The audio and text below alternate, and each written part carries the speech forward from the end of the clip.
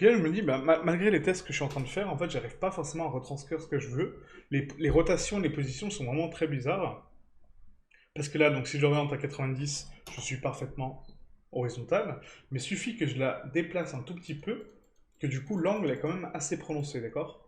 Vous voyez, à 92, on est déjà vraiment très très penché. On n'est pas censé avoir un angle aussi gros.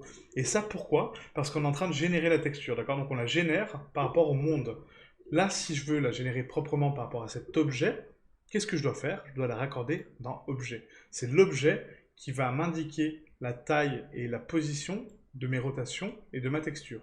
D'accord? Donc je raccorde donc tout sur objet. Et vous voyez que là, je suis à 93 et pourtant, je n'ai que très peu d'inclinaison. Donc ça, c'est très important de générer les textures par rapport à l'objet que vous êtes en train de texturer, pas par rapport au monde, parce que le monde a des axes qui sont bien plus distants de votre objet, donc il va se fier par rapport à votre point de pivot. En fait, c'est un petit peu bizarre, mais le point de pivot du monde, il va tourner en fonction. Donc si votre objet est très petit et du coup qui est très éloigné du point de pivot, quand vous allez faire une toute petite rotation, il va faire un gros décalage, d'accord? Donc on n'aura pas des valeurs précises et propres. Si vous voulez générer une texture par rapport à un objet, par rapport à sa rotation, sa densité, son identité, il faut la générer sur objet, d'accord? Donc là, on a généré une texture sur mon objet. Du coup, je peux l'orienter proprement. Et maintenant, je vais mettre un angle à 125, d'accord? Hop, parfait. Et l'autre, de l'autre côté, il va être du coup à 75. Hop, comme ceci.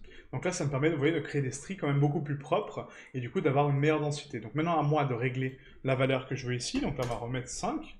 Ici, pareil, 5. Voilà, je récupère mes stries et maintenant, je vais jouer avec les angles de rotation pour avoir une orientation parfaite. Donc là, je sais que c'est 45. Voilà.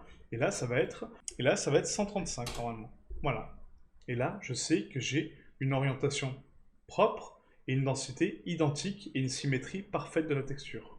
Voilà, c'est parfait. Pourquoi? Parce que j'ai l'angle inverse ici, 135, qui est l'inverse de 45, d'accord? Donc c'est le croisement.